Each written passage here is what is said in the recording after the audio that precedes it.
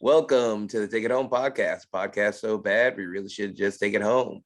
I am one of your hosts, Doc Simmons. You can find me on all social media at Doc Simmons 17. It is episode 70, part 2 of our episode 69 spectacular. I'll give the hot tag to my partner to introduce himself. Yes, sir. Zach Hendricks. Find me on all social media at Z Hendricks Brand. And of course, if you love your mama's favorite out-of-town shooters, look us up at Country Air Official on Facebook and Instagram, or Country Air Brand on the Twitter. Now I'll pass it to a man who likes to write. That'd be myself. I'm Gunner Wicks. You can follow me on all social medias at Gunner Wicks, no space. Now I'll pass it to my favorite referee. What's up, guys? Ref Perch. You can find me at Perch XLV, # for the Ref Brand, and Waffles.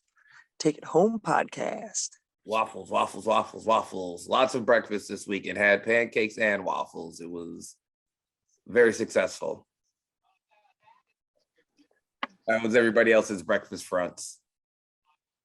In preparation of our 70th episode here, I took down 2 Eggo waffles right before the show. Smart man. Get that carb rush. No waffles for me, but definitely had a good old-time breakfast classic with some biscuits and gravy this weekend. Biscuits, gravy, a couple of over easy eggs and hash brown mixed into a pie, just all together, and they couldn't complain. That's the way to go. And last but not least, returning, it is truly yours. Go ahead, introduce yourself, brother. I see what you did there. Ladies and gentlemen, it's your boy, Baxter Belafonte. You can find me online at Baxter Wrestles, TikTok, Instagram, Twitter, Facebook. Back-to-back, not only on this podcast, but back-to-back wrestling nights last weekend. Boys, it feels good to be back. And we will get into it. This will be a similar format to last week, where we'll have our usual segments, but in between, last week we had our first ever Take It Home podcast draft, and between the segments, the guys will be talking about the shows that they're going to put on with their rosters. Yes, sir. Also, quick side note, we did make a little graphic, so for those who saw it, just give us your opinions. There's no right answer on who had the best draft. After booking my show, I realized maybe I did. But yeah, friends, let us know what drafts you enjoyed. I know High Five Tom said Gunner's draft speaks a lot of volume with NWO, but just want to hear the fans' opinions on what they thought about our drafts. Yep, definitely. And after we book our show, go ahead and write down in the comments who you think has the best show. But we'll start how we always start. Perch, give me a banger of the week, brother. This week's banger of the week came from an oldie growing up, but a goodie. The Windows Down, blasted on a nice day. Coheed and Cambria, The Running Free. Ooh. Damn good song from back in the day. Coheed and Cambria is always good with the windows down. I mentioned that band last weekend, and that The Running Free is the one song that sticks in my mind as their first banger that I heard. So played it, rocked it, and definitely suits the list. Very good.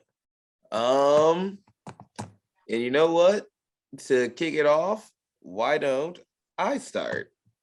Let me pull up my notes. Okay, just for a reminder for the fans, my roster was MJF, Y2J, American Badass Taker, Suzuki Goon, Motor City Machine Guns, House of Black, Asuka and Kyrie, Team Bad, Country Air, and 3 Count. My show, because we're all, I guess, WWE kids, gonna start with a promo. With MJF. He'll be talking about what he's going to do tonight, because he is in one of 2 triple threats to determine number 1 contenders for our world title, or our heavyweight title, I guess it would be at this point, because this is our first show and it has been defended all over the world. First match up will though be a first round match in our tag team tournament to crown tag team champions. and that will be Country Air versus House of Black members Buddy Murphy and Brody King. Got to start off hot, and I can't think of two teams better to do that. Country Air will squeak by with the win, moving on to the finals. Next, we will have we might as well squash them. It's like, no, gotta keep everybody strong. Fine. All right. After that, we will have a triple threat match between Naomi, Sasha, and Tamina. I am become weirdly obsessed with Tamina after last year's WrestleMania, where she got the huge pop. So this is just, a nice, another good high-paced match, and I'm gonna have Tamina come out on top. Nice stare off at the end between everybody, but she will assert her dominance. Next up, we'll have the first of our triple threat matches to determine the number one contenders for the heavyweight title. That will be MJF, Minoru Suzuki, and Shane Helms from 3 Count, starting off. For that one, I love Murder Grandpa, but I think for this one, what I'm actually going to do is have Taichi from Suzuki Goon cost Minoru Suzuki the match, giving the win to Shane Helms, because now Taichi is the lead singer for 3 Count, with Shane Helms, Shannon Moore, and Evan Courageous as his backup singers. So I've gotten rid of Taichi, started a new faction. Next up, we will have. Oh, here we go. We will have the second of our tag team matches. Yes, the second of our tag team matches, which will be the rest of 3 Count, Shannon Moore and Evan Courageous versus the Motor City Machine Guns. 3 Count won't make it out because Suzuki Goon does not forget, and that just happened. So they will be beaten up in the back by Doki and Kanemaru. And that will lead to that match now being Motor City Machine Guns versus Doki and Kanemaru from Suzuki Goon. I'm a big fan of Doki. I love the lead pipe. Suzuki Goon goes over with the lead pipe. Next in our three-way matches, we're going to have American Badass Taker, Aleister Black, and Taichi, now part of 3 Count. That one will end up being with Minoru Suzuki coming out to kind of take out Taichi, and they're going to brawl to the back, setting up for a future match. And we will have American Badass Taker going over to set up the finals of American Badass Taker versus Shane Helms, which I'm a big fan of. Hopefully Shane Helms gets in the choke slam.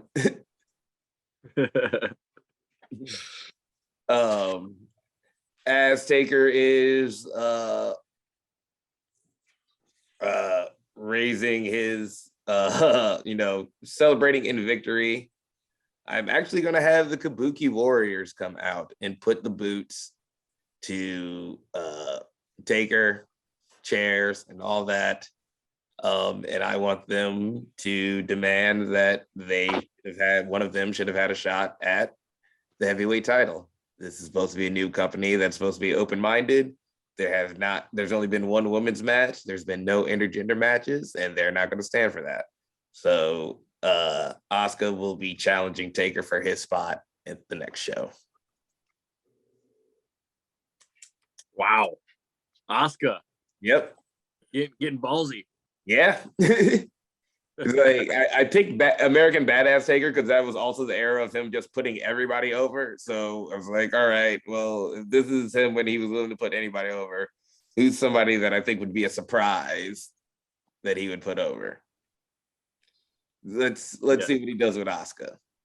Asuka has done intergender matches before. She's had some bangers with Suzuki and Kenny Omega, actually. You can find those. Check those. Nice. All right.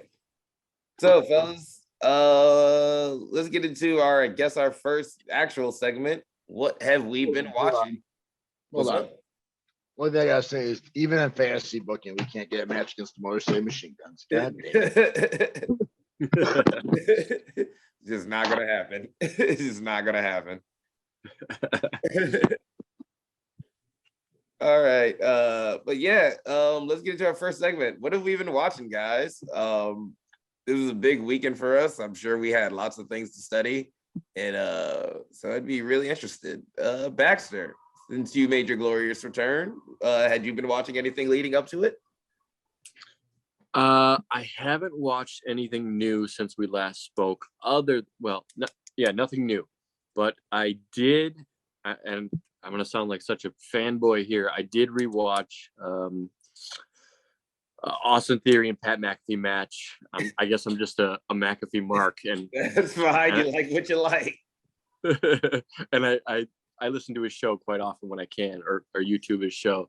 Just I just really enjoyed a lot of what was going on, and I want to use / steal some of the stuff that they did, and that's pretty much it. Otherwise, on the indie level, I went to ICW on Friday. I just missed Doc and Zach winning the titles against Ethan and his partner. His name escapes me. Bobby. Yeah, Bobby. And I just got there, and y'all were like walking out after the match. So that sucks that I missed that. But then I watched the rest of the matches after that. That was good fun. I had never been to that venue before, the bar, and that was just super cool. It was dark and like just a different vibe. So that was super fun. And then after that, of course, I watched as many matches as I could at BCW Tax Turmoil. I couldn't watch a ton of. We talked about what we did over the weekend in a few more segments. Oh, my bad. Well, I also watched that shit, but I'll cut myself off there for the next segment. Just trying to get ahead. I feel you. Goddamn heels, always trying to pull one over on everyone. I just didn't watch that much on TV since our last meeting. That's fair. I'll go next because I, like Baxter, really didn't watch much on TV either. I watched a little bit of AEW Dark. I'm gonna be blunt. A lot of these Dark and Elevations fought like kind of run into each other a lot, so I can't really call out a certain match. I did catch Dalton Castle versus Jonathan Gresham. I'm enjoying that story with Lethal, like kind of used to be like the face of Ring of Honor, really kind of turning his back on Ring of Honor. I actually caught Limitless Pro on TV, their COVID edition. Definitely was fun. You could definitely only critique I would have done is not have the workers in gear in the crowd, but they're doing stuff, putting on content over COVID. Very entertaining matches, and and then a little bit of Impact, but it was mostly an Eddie Edwards promo when I turned it on about why he is with Honor no more. But yeah. All right.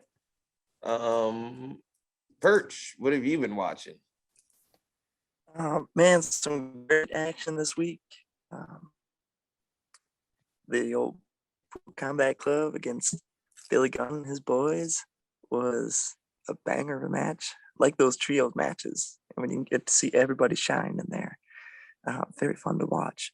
That Hangman against Adam Cole match was pretty damn cool too. The crown of barbed wire and going through that table at the end. I like those matches where a stipulation is a pin isn't going to win it. So when you see someone hit their finisher, I'm always curious to see what happens next? Is the guy going to be out on their feet? Are they, 6 feet under? Are they, in the way when Page hit him with the buckshot lariat, just to see, how the rest of the match went from there. It was cool and very, very fitting ending to I don't think it's the end of a feud, but a very fun feud to watch. I've been going back and watching some Mid-Atlantic wrestling. I picked up the Peacock Network, so the library has been restored, and I'm back to watch some of my old tape and a lot of good Young and Mid-Atlantic era from 1986. Some Pistol Pez Watley, some Dusty Rhodes, the Brainbusters, Tully and Arn, and Ric Flair as the champ. Good action, great wrestling all the way around, and Tony Schiavone doing his thing, whether it's 1986 or in a couple days on Wednesday. It's just fitting. Some things in wrestling are meant to be. And that dude's been around forever. Mm-hmm. Gunner, what have you watched? Well, I don't think I watched any wrestling on TV this week. I did watch just about every match from ICW and BCW, which I don't think I've ever done before. I usually just focus on my own thing, but I watched like everybody's match this weekend, so that was fun. I've been watching The Walking Dead again. It's cool.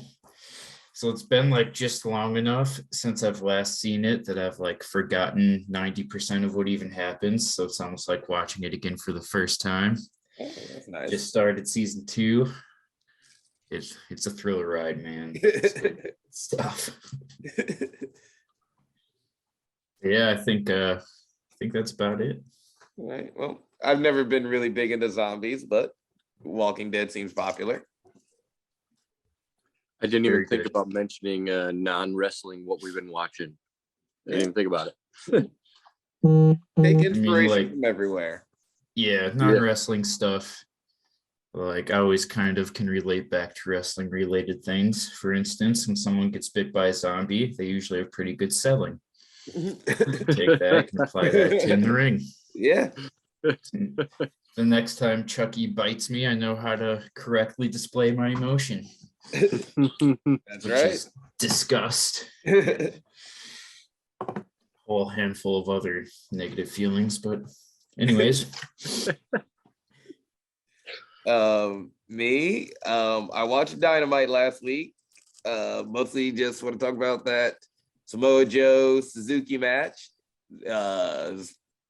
Real dope. That is probably the most fucked up I've ever seen Joe's chest.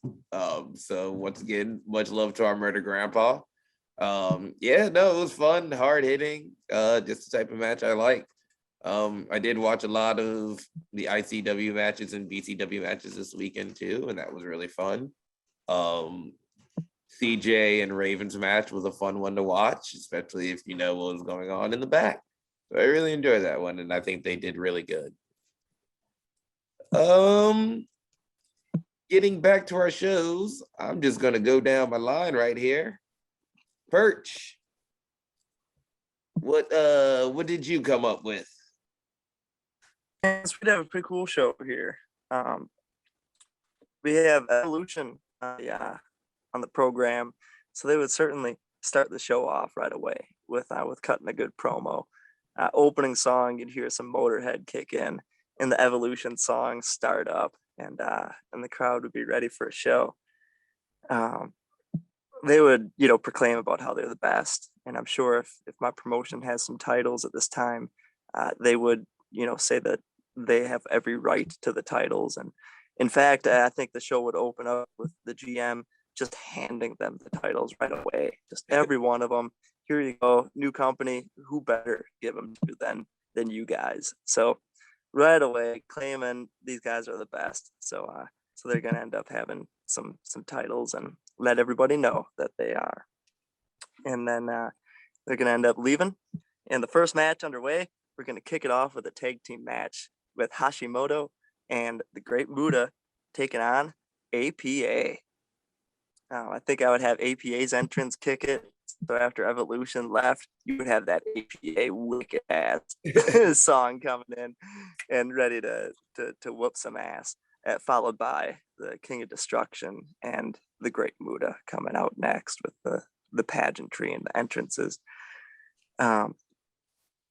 Would be a hell of a fight, and Muda and Hashimoto would end up coming out victorious in a very, very kind of warrior-like battle. Then I would have next match, Kurt Angle against Sonata.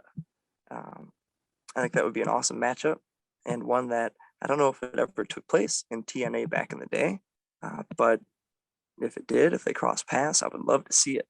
But I think two great styles, great American style and great Japanese style. I think Sonata and Kurt Angle would tear the house down.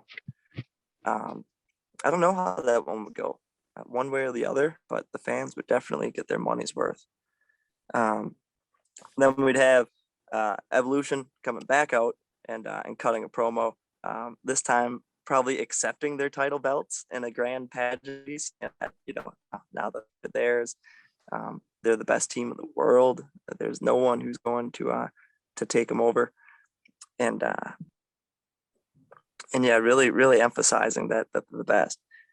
Then we would get them interrupted by RVD just coming out kicking it. It's like, whoa, what the hell's going on here? You guys are all hostile and talking all this stuff. Just chill the vibe. It's even it out. We got Triple H in there. We got Randy Orton. Well, then we bring out a pal, and we're gonna kick your ass. And out would come KO, and KO and RVD would challenge Triple H and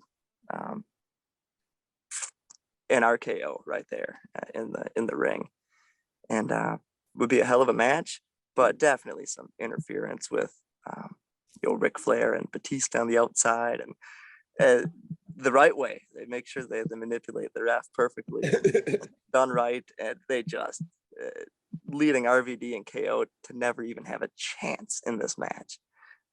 Evolution claiming that they're the best and still are the best. Then the main event of the night, we would have Terry Funk against Harley Race. The preliminary matches, get some storylines out of the way with, get the tag team matches out of the way with, setting up for a classic main event, Harley Race versus Terry Funk. These guys would legitimately go 60 minutes. So it's a shorter card. So a 60-minute match between these guys would definitely give the fans everything they want. Probably around the 55-minute mark, as these guys are putting on an epic classic, we would have some lights go out. And then lights would come on, and standing in the ring out of nowhere, none other than, to blow everyone's mind, because it's like, holy shit, these guys aren't even part of it, the NWO Japan. Masahiro Chono standing right in the center of the ring from Gunner's Universe. And he would just destroy everything. And Terry Funk and Harley Race, just goodbye. See you guys. You guys put on a classic for 55 minutes, but just eliminate them, destroy them. They're out of here. We'd have the locker room coming out. Everyone just getting destroyed by the NWO. Japan and Chono standing tall.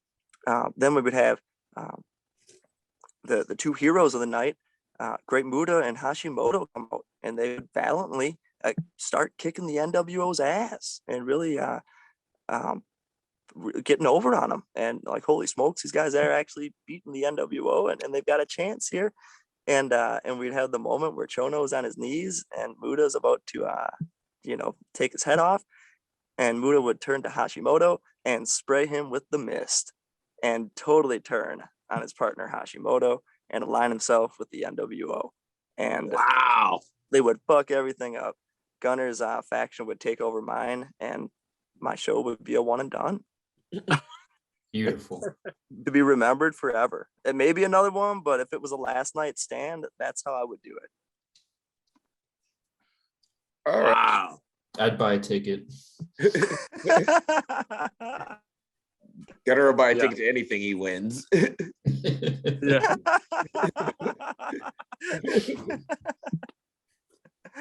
Gunner's guys are taking over my universe too, but would then set up for the cliffhanger because the evolution stuff was emphasis on we're the best in the world and the new champions and all that jazz. So coming out of it, we could open the door for evolution to take on the NWO and stuff. So evolution would not be involved in that brawl, leaving them as the survivors coming out of it.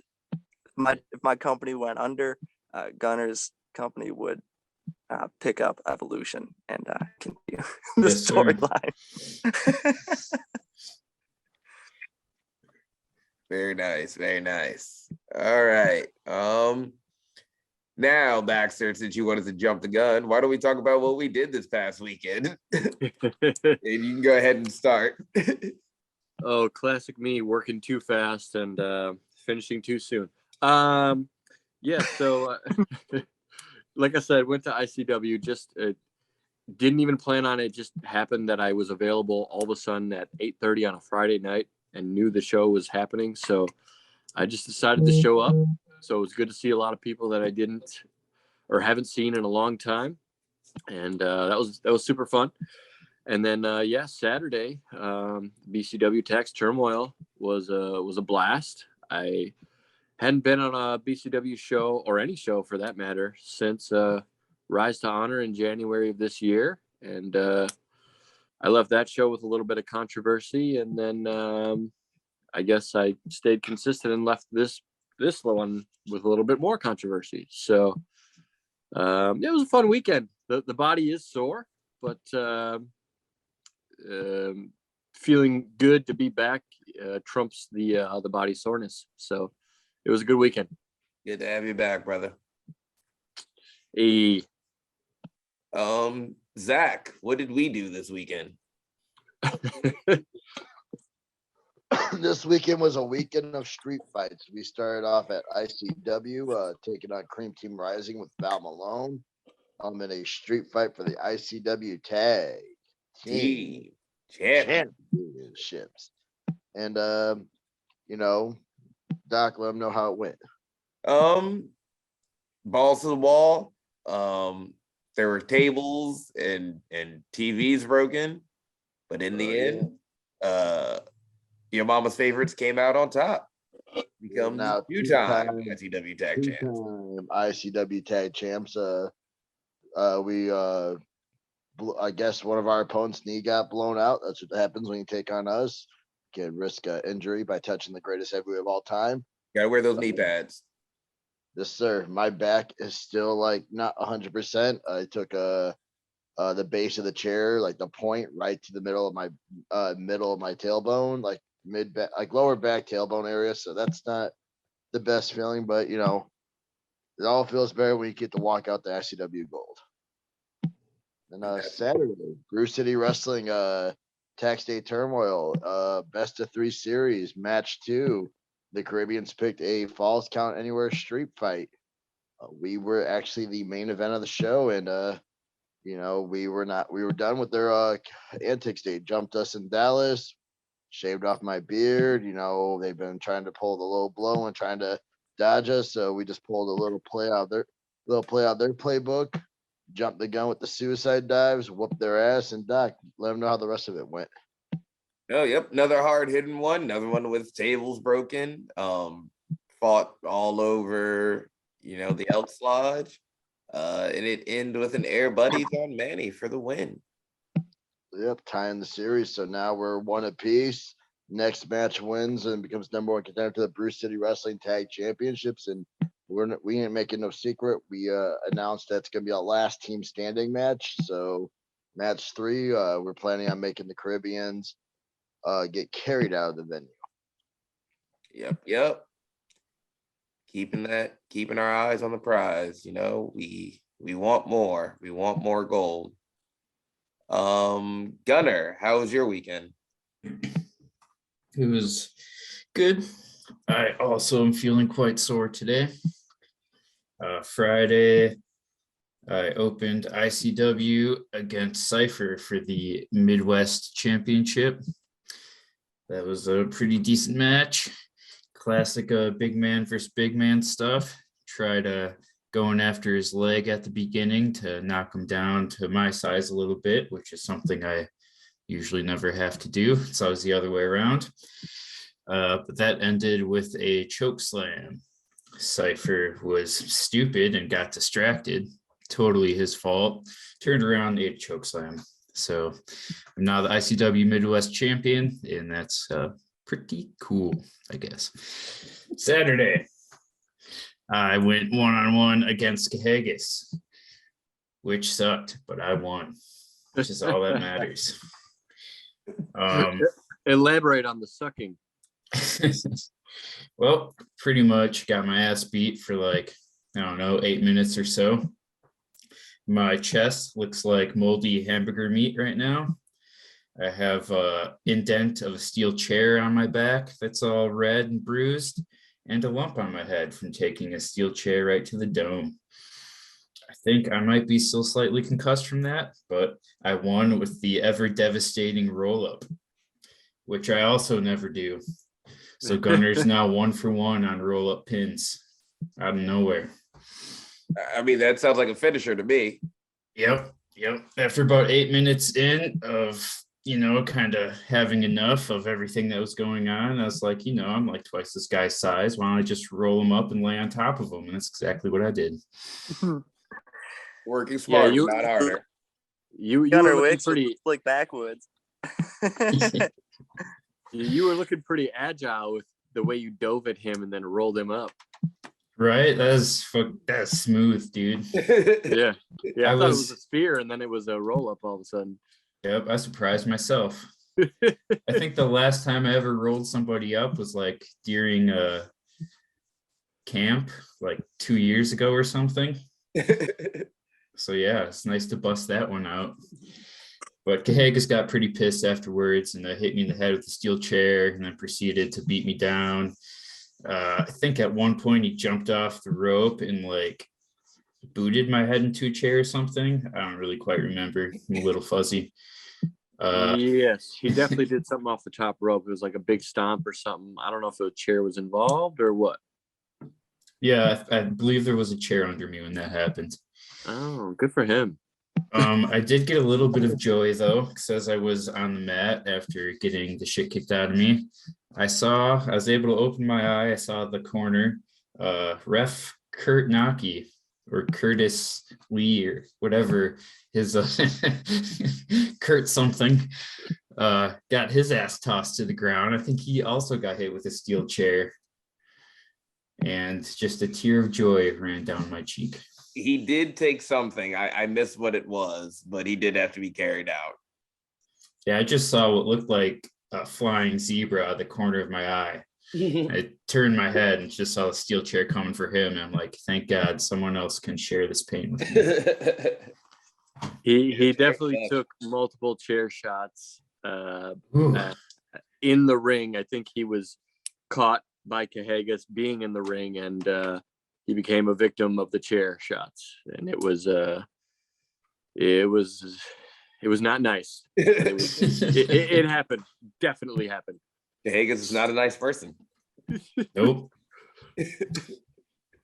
So I'm sure this will lead to me having another matchup against him next month for BCW. But yeah, that's all I got this last weekend. Perch, how was your weekend? Oh man, disappointed I missed the Cahagas Gunner feud here. That's heating up. I can't wait. I want to catch the next. I'll stand far away though, or at least be well prepared. Yes, highly recommend. Yep. Keep your head on a swivel. We'll have the old Bret Hart armor onto the referee shirt just in case. Yeah, this was a fun weekend. I got to experience the new ICW location, the bar. What an awesome venue. So reminiscent of La Pica Lounge. And I mean, it's been 2 years now since we've been to La Pica Lounge, since those Sunday afternoon fun days on, on that side of Milwaukee. Just fun afternoons in the sunshine and having a good time in the smallest, dingiest, nicely painted, awesome mural of some, sunset in the background and a palm tree, but the absolute smallest bar imaginable. But there was a charm to it. I absolutely love the Pika Lounge. So to experience the new venue, the bar in West Allis, historic West Allis, for wrestling, it was very reminiscent of the Pika Lounge, just a few times bigger. Still had the same vibe of watching wrestling from sitting on a pool table from the back of the hall, kind of a smoky atmosphere. No one, smoking in there, but just under the lights, just a very cool dim light setting. Really loved it.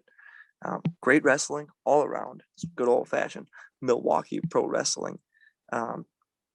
Dysfunction coming out with the intro is always fun. And putting Teabag through that door right away to start the show off right. I would take that to start off my card anytime too. Dysfunction putting someone through a door or a table. That could start off my show any day. Then Evolution would come out and cut that killer promo. But ended up having a match on that card, which was GQ Yanni against Drake Daniels. And one thing led to another epic match, good back and forth, close 2 counts in there. And Daniels had Yanni up for an F5, and I mean, they were out of control and just hit me and knocked me out. And I was down and out, and before I knew it, Drake was pinning Yanni, and I counted the pin. So new champion, Drake Daniels, ICW champion. Very fun match, and yeah, we came out of it all right. Just a little shaken up at the time. And the next day was an awesome time. New Japan Pro Wrestling came to the Odeum in Chicago, Villa Park, Illinois, reminiscent of when Ring of Honor used to come to the Odeum. Just unbelievable day of taking notes and learning and studying and seeing a bunch of people, some you know, some you don't know. Just incredible. The motivation, the inspiration definitely gets recharged whenever you feel that kind of an event. Moxley against Ospreay was an unbelievable match to end the night. Ishii against Suzuki was about as amazing as a one-on-one match can get. Coming off that Samoa Joe match, Suzuki has been firing on all cylinders. He took a wicked brainbuster in this match. Very fun wrestling all around. Yuji Nagata against Filthy Tom Lawler was a phenomenal match. Good crowd, really engagement, really pulling behind Yuji, but Tom Lawler would cut him off every time he could, right as the crowd was about to erupt. And Yuji, he went out trying. It was great. Unbelievable time all the way around.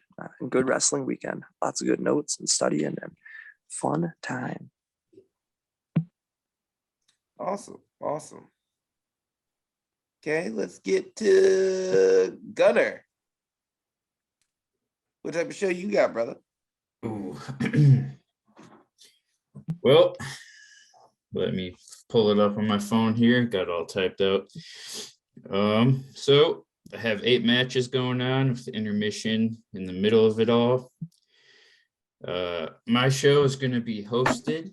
You know how like WrestleMania has like special guest hosts or whatnot? Mm-hmm. Mine's going to be hosted by Dennis Rodman. Ooh. From the NWO. Yeah. He's going to be a guest ring announcer and host. So just keep that in mind. The night is going to start off with Dennis Rodman in the ring, welcoming the crowd and reading off our wonderful sponsors. Gotta get that money. Yes.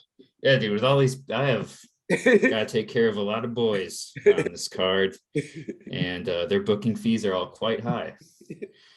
So yeah, definitely a must. But at the beginning, we're going to start off with the lights in the stadium go black after Rodman is done doing his thing, and out comes the Undertaker. Well, not out comes the Undertaker. He just appears when the lights come back on. No promo, no words need to be said.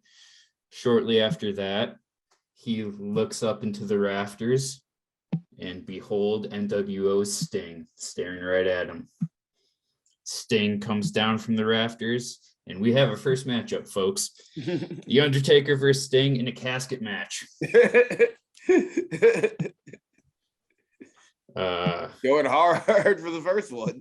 Yes, starting off hot. Icon versus icon, gonna settle the debate once and for all.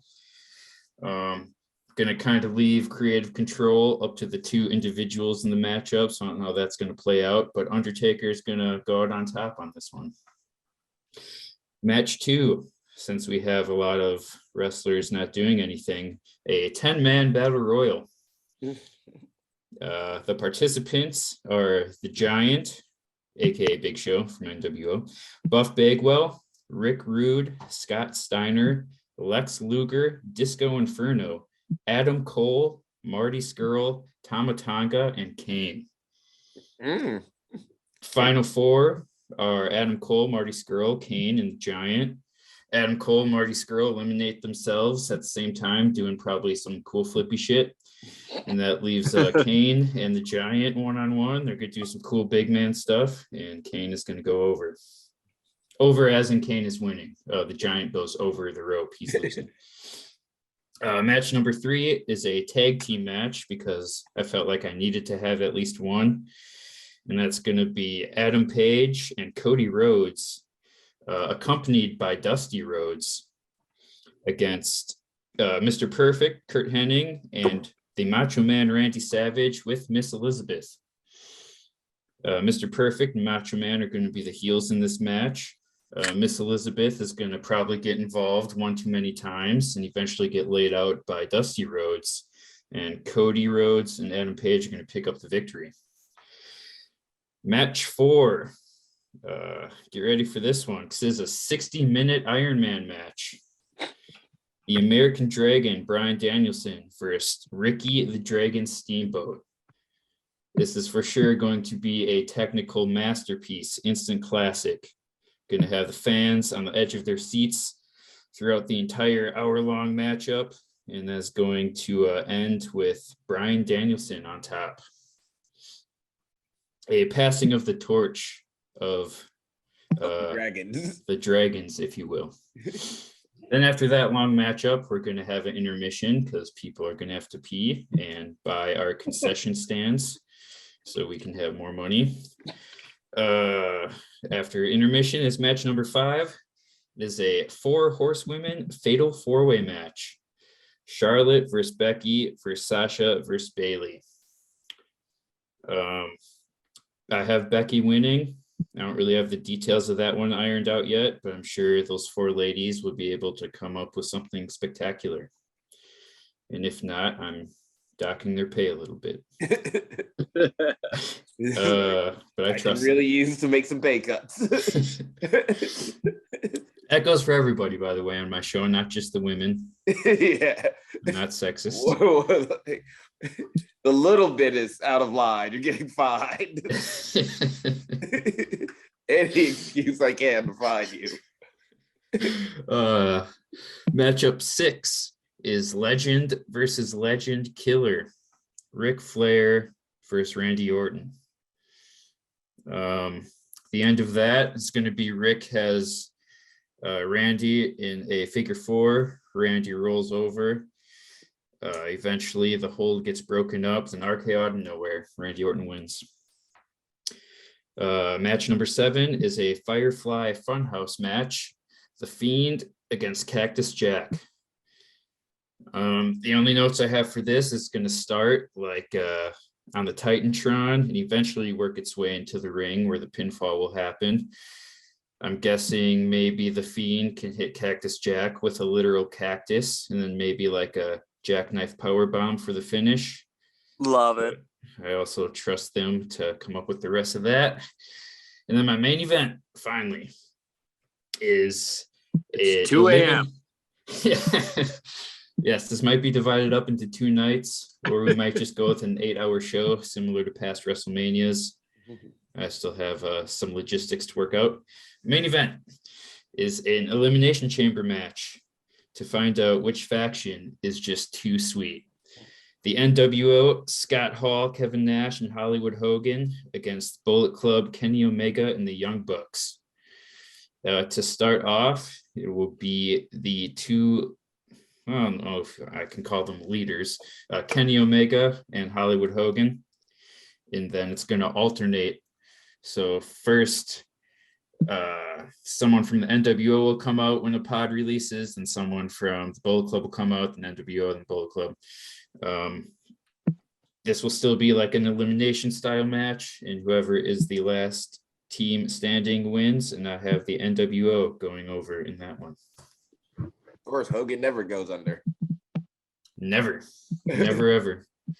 He, me and him were on the phone earlier, and he's like, "Oh, listen, brother, I really can't be doing the job tonight." And I was like, "No worries, Hogan, I got you." Such a caring promoter. But at the end, they hug it all out, and they all too sweet together, all 6 of them. Leave the crowd going home happy. You're just a big teddy bear, ain't you? Yep. Put a lot of thought into that one. I bet you overpay your talent too, you teddy bear. If none of them get their pay cut. Yeah, deep pockets for that roster. Yeah. Well, I made some smart investments in the stock market, and we're doing well. Hit on crypto, all. Yeah. So sorry if that was a little long, but that's my full card.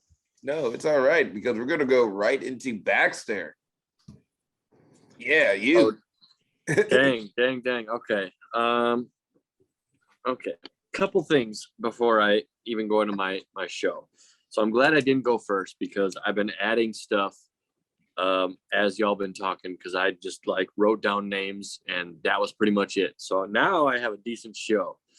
And to touch on this is from previous segment, to touch on the controversy from this weekend, if y'all want an explanation, I'll be releasing a video soon on Brew City Wrestling, and that'll be a little bit of your answer. So y'all can stop messaging me. I do love y'all.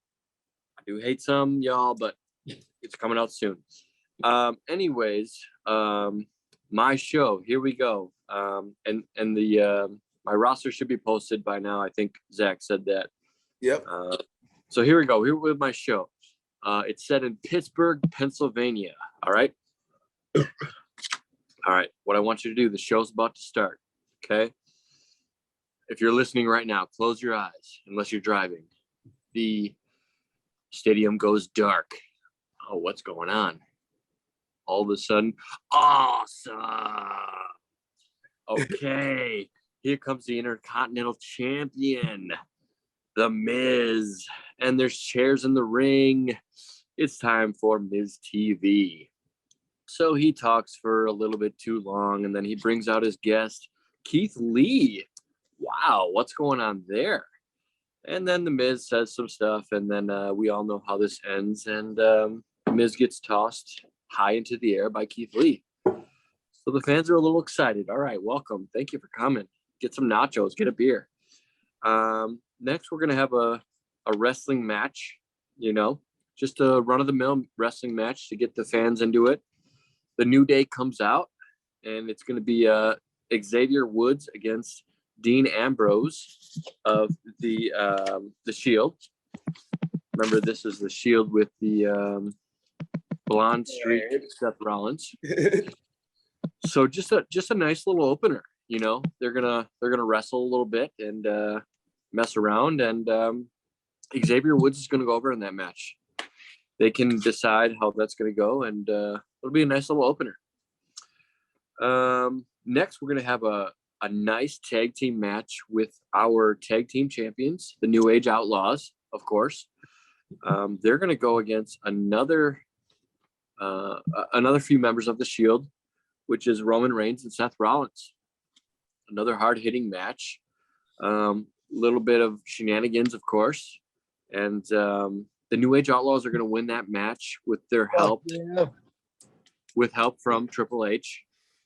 They come out. They're doing a lot of sucking it kind of stuff. What's that? A lot of sucky.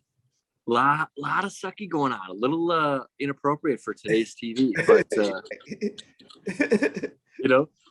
but that's our champion. How many suckers you can drop in 2022? Hey, but that's our champions. They do what they do, and we trust them. So that was a nice match. Grab your popcorn, grab another Pepsi or whatever, because the next match is just it should be a main event match, but it's just Randy Orton against John Cena. Okay, real exciting. Entrances are real fired up. Okay, there's a lot of snake action. There's a lot of weightlifting memes going on. Okay, so the match is like 17 minutes, and you're like, wow, these guys are going to kill each other. And then John Cena is about to give an attitude adjustment to Randy Orton from the top rope. And it's like, Randy Orton's not going to kick out of this, right? So he's going for the attitude adjustment, and all of a sudden, Orton switches that into an RKO out of nowhere.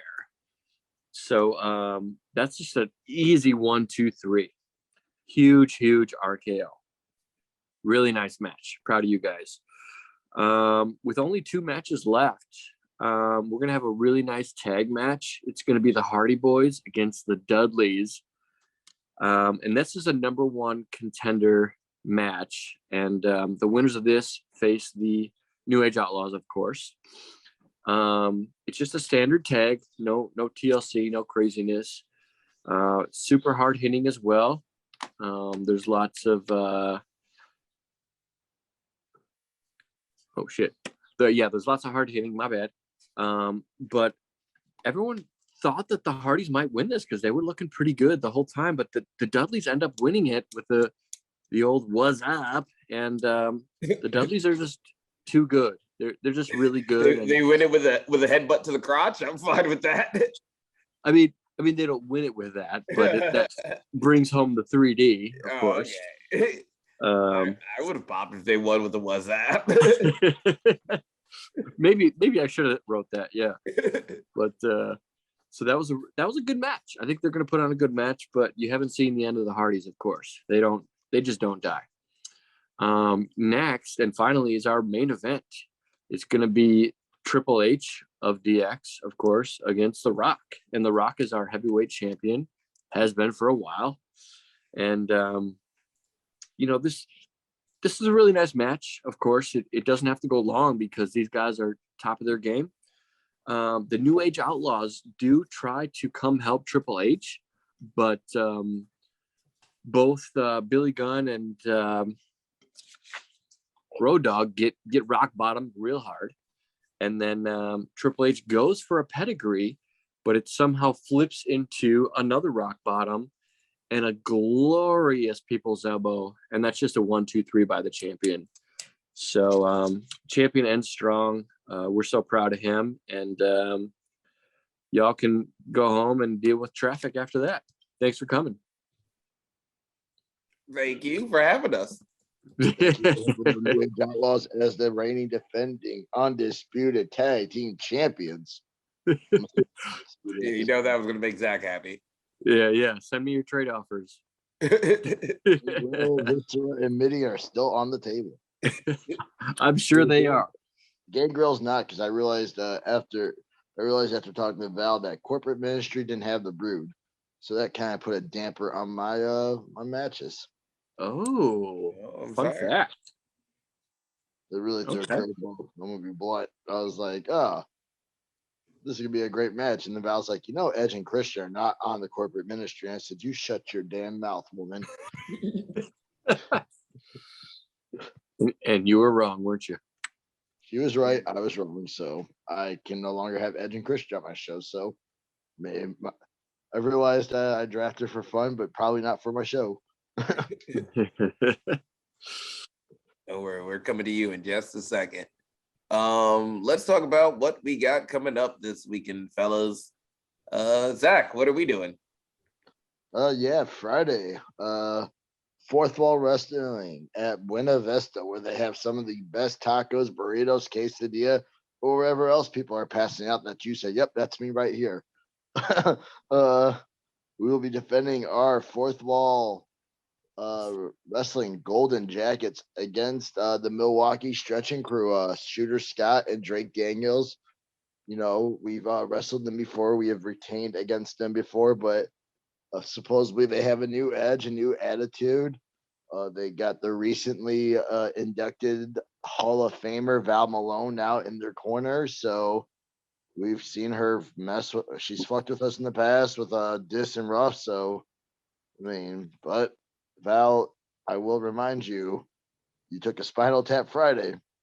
We do 2 Fridays in a row if you want. Val, such a gold digger. But yep, it'll be us against Shooter Scott and Drake Daniels again. Should be a very technical and big, lots of technical wrestling, lots of big throws, lots of hard hits. Should be a little bit of everything. Big men slapping meat. Yeah. So it should be a good one.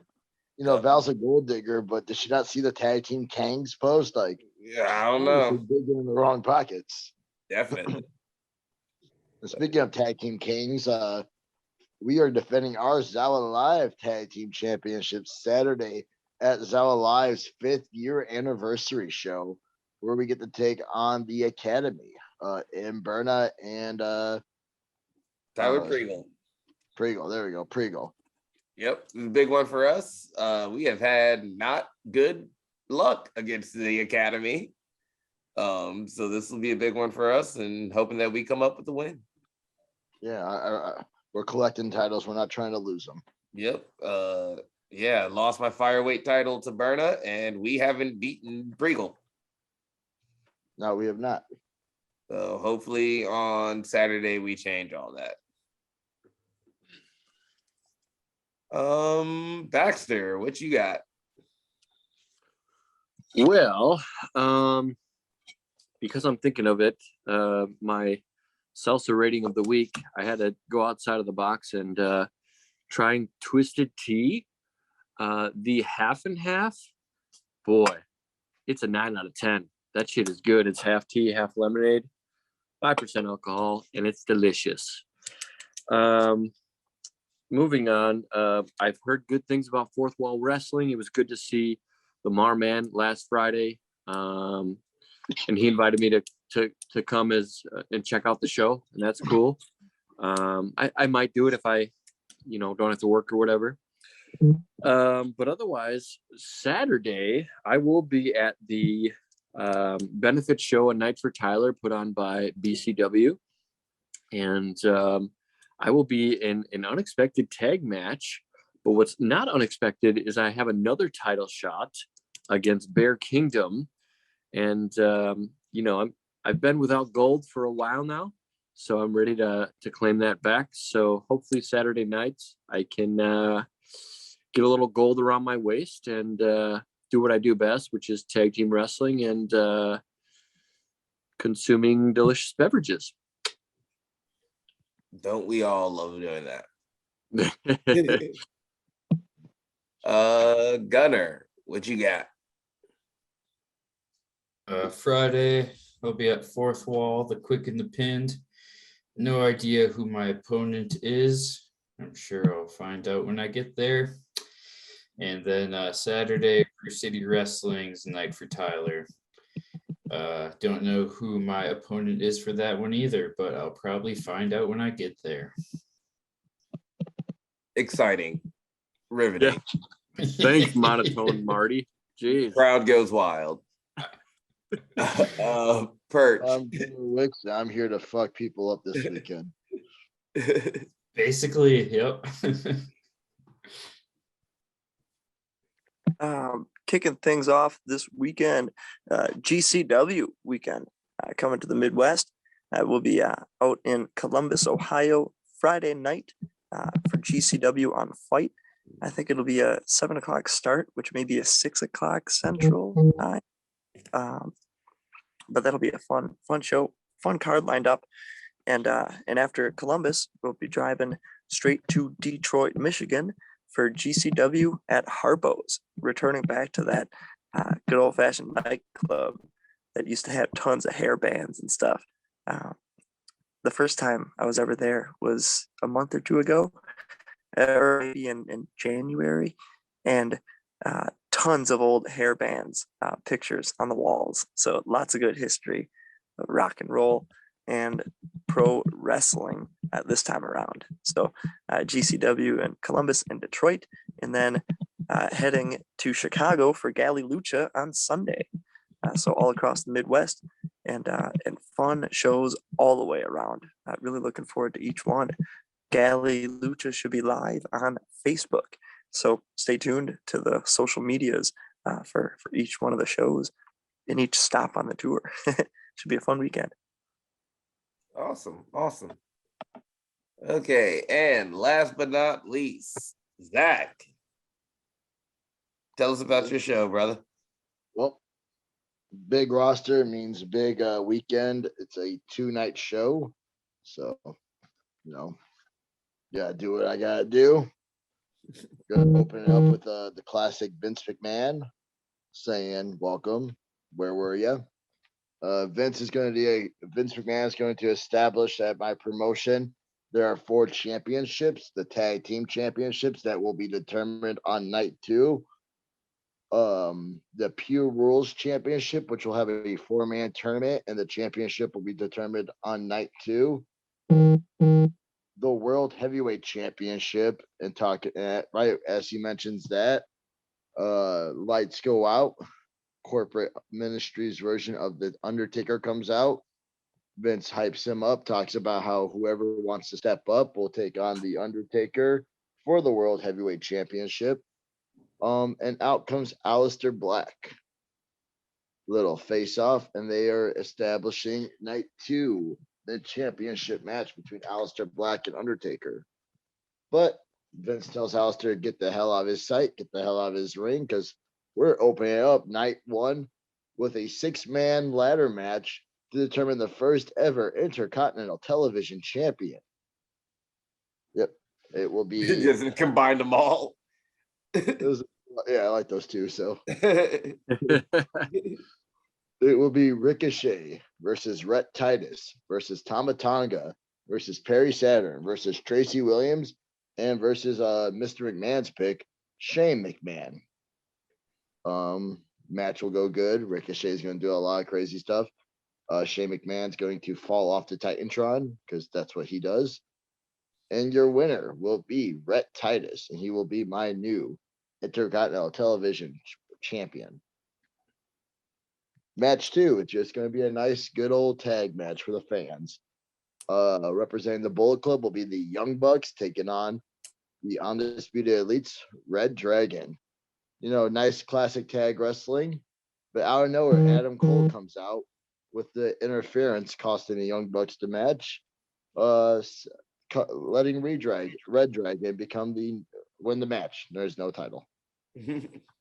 Match 3 will be our first of 2 matches, semifinal, you could say. Pure Rules match. Winner goes into the Pure Rules Championship match, and it will be Chris Benoit versus Jonathan Gresham. I'm expecting it to be hard hitting. I'm expecting it to be very technical. Benoit will go for a couple cross faces, but in the end, the Octopus Jonathan Gresham will secure the win and his spot in the Pure Rules Championship match. And who will he take on? Never fear. Match 4 will be the other match for the Pure Rules Championship finals. It'll be Dean Malenko, the man of 1,000 holds, taking on Bryan Danielson. As you can expect, hard hitting, a lot of great holds, and unfortunately, Malenko gets a little overzealous and gets caught by a running knee by Bryan Danielson with a 1, 2, 3, setting up Jonathan Gresham versus Bryan Danielson for the Pure Rules title on night 2. Match 5 will be AJ Styles versus Adam Cole. It's going to be a nice heavy 20-minute match. but it's going to end in a no contest as O'Reilly and Fish come out to attack AJ Styles, and out comes the Young Bucks. A little standoff, and no other than General Manager William Regal coming out, setting up for night 2 a 6-man tag match. The Undisputed Elite taking on AJ Styles and the Young Bucks. Now we'll get to our semi-main event. It will be representative of the Bullet Club, Kenny Omega, taking on Triple H. This is a clash of styles. This is going to go very good. At some point, Triple H being the heel is going to cut Kenny Omega off, work the knee, knowing that Kenny loves that V trigger. Kenny Omega is going to start firing back and throw a V trigger, but unfortunately does not catch Triple H. He catches one of those damn refs. Out underneath the ring, not Swoggle, but no other than China coming in, giving Kenny Omega the low blow and a pedigree, securing Triple H a win in this hard contested match. And in the main event of night 1, in a match of honor, but there is no honor with this man, it'll be Matt Cardona taking on Jay Lethal in a no holds barred match. Cardona is going to pull out all the stops. He will actually have Swoggle come out the ring, do his shenanigans, but at the end, a lethal ejection secures honor for night 1, having Jay Lethal win night 1 in the main event of night 1. Night 2, start off with some good old tag wrestling. This one's a match that was dedicated to Doc Simmons, big men slapping meat. It's going to be the Good Brothers taking on the Acolytes. We're gonna have the Good Brothers hit the Magic Killer on Farouk, and as they turn around, Carl Anderson's going to get clothesline from hell, and the Acolytes are going to get the win. 1, 2, 3. Match 2 is supposed to be a singles match between Wheeler Yuta and Josh Woods. But before the match starts, Mustafa Ali comes out and talks about how just because they've been in Ring of Honor doesn't mean other guys don't know how to be technical. He's more than just a flyer, and he's going to prove that tonight. And Mustafa Ali inserts himself in the match, rightfully so, because he wins and announces that he is going to become the #1 contender for the Pure Rules Championship match. For the Pure Rules Championship, sorry. We'll have to talk to William Regal about this because you just don't declare this shit. This is wrestling. Who says they're the #1 contenders? It actually has to happen. Never. That's never happened. After that, we get to our 6-man tag match from night 1 with the Undisputed Elite taking on AJ Styles and the Young Bucks. AJ Styles and Young Bucks are going to control this match. And, usually like when you have a match like this, you want the good guys to win. Well, unfortunately, AJ Styles gets a little too cocky with a 450 off the springboard into a super kick by Adam Cole, getting the Undisputed Elite a win. Match 4 will be my Pure Rules Championship match between Jonathan Gresham and Daniel Bryan. This match is going to go very long. I told him to. I demanded it. No, I'm just kidding. I see Bryan Danielson getting the win, becoming the Pure Rules champion. Match 5, because I don't care. It's the tag team championship match. We're not having no tournament. These guys deserve to be in the tag title match. It is FTR versus the James Gang. For those who don't know the James Gang, they are also known as Budokan King Mafia, 4 Life Crew, or the New Age Outlaws. In the tag match, it's a nice, heavy, contested tag match. I think FTR pulls out great matches in every one. They go. Kip James goes for his famouser, but misses and gets caught by Dax Hardwood, and FTR become the new tag team champions. Maybe if the James Gangs were the New Age Outlaws and I got that trade, they'd be my champions. But we don't take second place. After that will be my semi-main of night 2. Falls count anywhere between Jon Moxley and Eddie Guerrero. There's no story there. This was just a match booked for the fans. I feel like Jon Moxley and Eddie Guerrero are both great storytellers, so I'm expecting this one to get violent, bloody, and Moxley will come out with the win. And in our main event, the Ministry of Darkness is Undertaker taking on Aleister Black. And you guys were wondering what we were doing with the corporate ministry. Well, Big Boss Man tries to interfere. Black Mass. Viscera tries to interfere. Another Black Mass. Midian tries to get involved. Everyone tries to get involved. And at the end, big ref bump. Black looks like he should win. And as that happens, Vince McMahon comes down, runs, blows out both quads as he goes for the 3 count. 1, 2. Aleister Black kicks out. Oh yeah, by the way, at this point, Undertaker hit a tombstone pile driver. My bad. Probably should have backtracked. That made no sense. I'm overzealous. Yeah, ref bump. Taker being a dirty bastard. Gunner can attest to this. Taker's probably low tactics. Couple low blows to Aleister Black. Tombstone pile driver.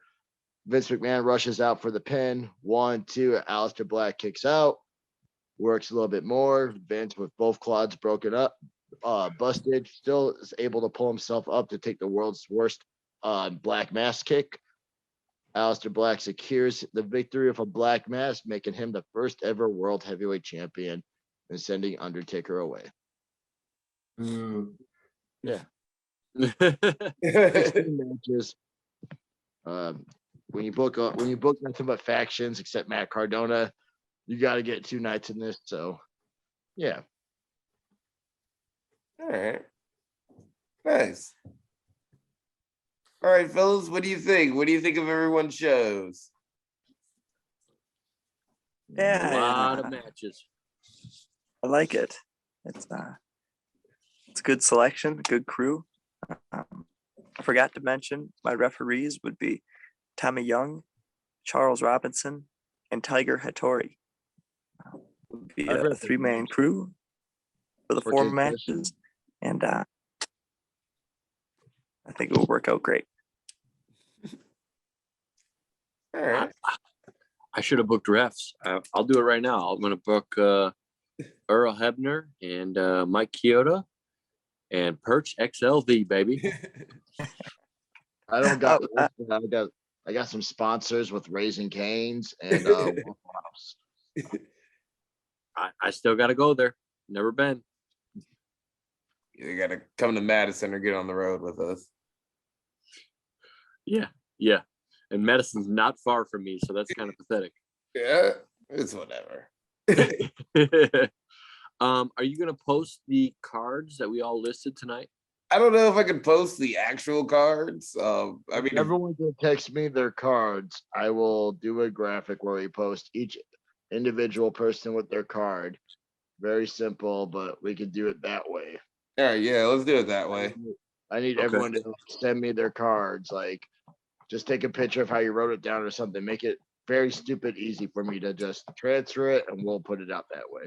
So there we go. So yes, be prepared for a match graphic of cards done by the art department. Oh, also, I see you posted the sorry, go ahead. I do have a question of the week. Oh, okay. You do have a question of the week. Okay, well, we can get to that. All right. Final thought. Because Maverick Boone wasn't here. I guess it's not really a question. I'm gonna say let's book a match from his draft as a fantasy match. So I'll remind everyone who Maverick has. He has Punk, he has CM Punk, the Bloodline, Cody Rhodes, Stone Cold Steve Austin, the Briscoes, Jericho, Booker T and Goldust, Danhausen, the Hurricane with Rosie and Stacy, and Jacob Fatu. I would like to see Briscoes versus Jericho. Absolutely. I'm going to go Briscoes versus Usos. I feel like both are good. I feel like Danhausen would do something with Hurricane and Rosie. I think Punk and Cody Rhodes. Yeah. Summer Punk and Cody Rhodes now would be great. But anyone besides me and Doc, anyone else have any matchups they would like to book off of Maverick's roster? John Cena against Danhausen. He doesn't have John Cena, so that match. Oh, cannot what? happen. Yeah, he didn't get Cena. You'd think he would, but no, he didn't. Well, And if your next guess is Carlito, he also didn't draft him.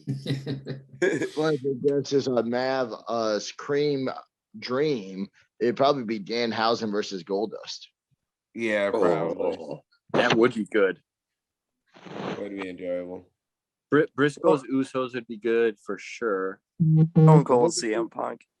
Yeah. Punk would be great.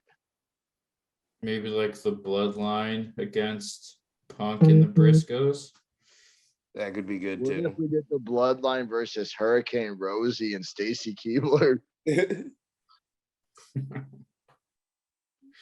Yes, Stacy Keebler. Yeah, 'cause- Casey Keebler. Well, Oh, then she's I'm going with her against Danhausen.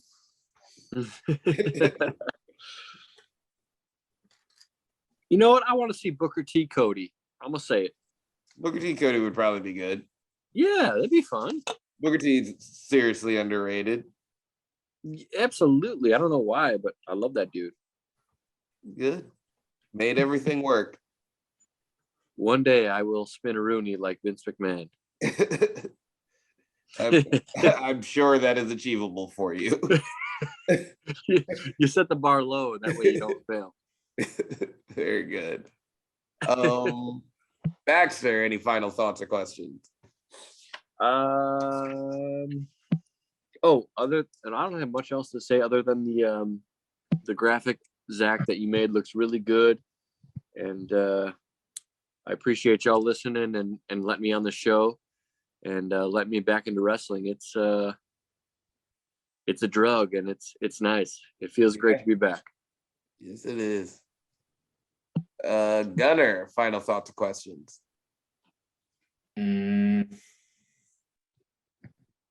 No. Thank you. Perch, final thoughts or questions? Yeah, with all of our wrestling promotions and the universe, I like to picture Dre as the Shao Kahn, looking over the whole everyone's universes.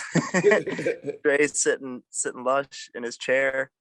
Reference. Shao Kahn over the realm of all of our worlds, I'll making take sure that it all works its way out. If anything needs Justin, and if he needs to insert himself to whoop some ass at any point, Doc can come and insert himself and whoop ass in anyone's promotion at any time to keep peace in order and all. Facts. I'll take that. Yes. I am Shao Kahn. Give me your soul. This has been the Podcast. Y'all be easy. What?